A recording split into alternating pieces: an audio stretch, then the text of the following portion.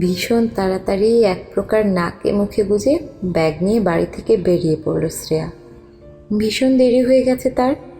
কলেজে পরপর 2টো ক্লাস, অথচ সময়ের 20 মিনিট আগে বেরোবারও উপায় নেই ওর। রান্নার মাসিকে কাজ বুঝিয়ে দেয়া থেকে শুরু করে বাবার আয়াকে সব কিছু বুঝিয়ে দিয়েই বেরোতে হয় তাকে। 10 থেকে 15 মিনিট দাঁড়ানোর পর বাস এলো।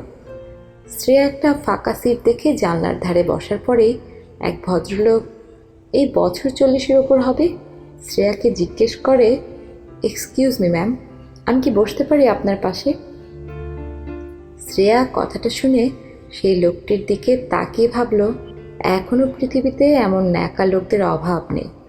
সানগ্লাসটা মাথার উপর উঠিয়ে বলল, বাসটা তো আর আমার বাবার না, খালি যখন আছে বসুন না, অত জিজ্ঞেস করার কি হলো?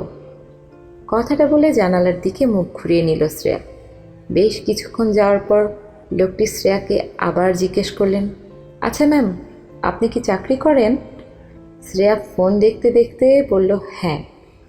খানিক বাদে আবার জিজ্ঞেস করলেন, আপনি অবসর সময় গান করেন তাই না?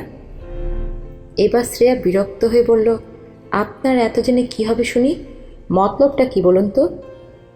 লোকটা আর বিশেষ কোনো প্রশ্ন করল না শ্রেয়াকে। স্টপেজ আসতেই শ্রেয়া নেমে গেল বাস থেকে। সারাদিন ক্লাসের ফাঁকে ফাঁকে শ্রেয়ার বাসের লোকটির কথা মনে পড়ছিল। ভারী অদ্ভুত মানুষ, কারণ নেই গায়ে পড়ে আলাপ করার চেষ্টা করে যাচ্ছিল। যদিও পুরুষ মানুষের সাথে কথা বলতে এবং আলাপ জমাতে শ্রেয়া একেবারেই আগ্রহী নয়। বহুবার বিয়ের কথা উঠেছিল, কিন্তু অসুস্থ বাবার দায়িত্ব নিতে হবে শুনে সব সম্বন্ধ ভেঙে যায়। তাই পুরুষের থেকে এড়িয়ে চলে সে। ঠিক করে আর বিয়েই করবে না। কিন্তু সেদিনের পর থেকে রোজই শ্রেয়ার সাথে একই বাসে দেখা হয়ে যায় লোকটার। দিনটা ছিল শুক্রবার।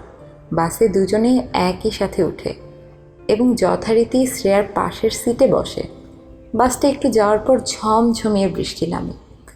বৃষ্টির ছাটে শ্রেয়ার কুর্তি প্রায় ভিজে যায়। লোকটি উঠে জানলাটা বন্ধ করে দেয়ায় জল আসা বন্ধ হয়।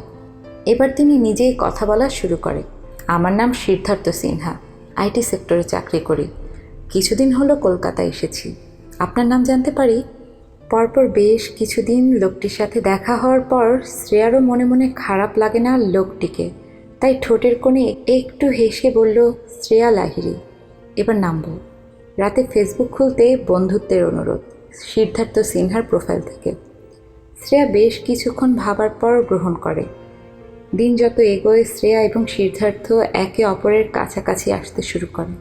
তবে আলাপ হওয়ার পর বোঝা যায় দুজনের পছন্দ পুরোপুরি আলাদা, কিন্তু দুজনের প্রতি দুজনের আবেগ প্রায় একই রকম।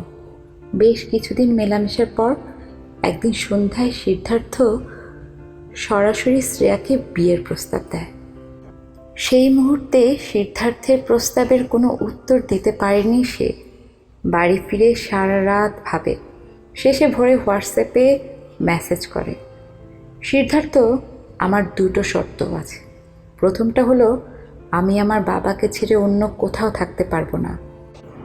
আর দ্বিতীয়টি হলো, কলেজ অধ্যাপিকার চাকরিটা ছেড়ে তোমার সাথে বিদেশ যেতে পারবো না। অপর দিক থেকে রিপ্লাই এলো, শ্রেয়া, আমার একজন জীবনসঙ্গী দরকার, কোনো খাঁচায় বন্দি করা পাখি না।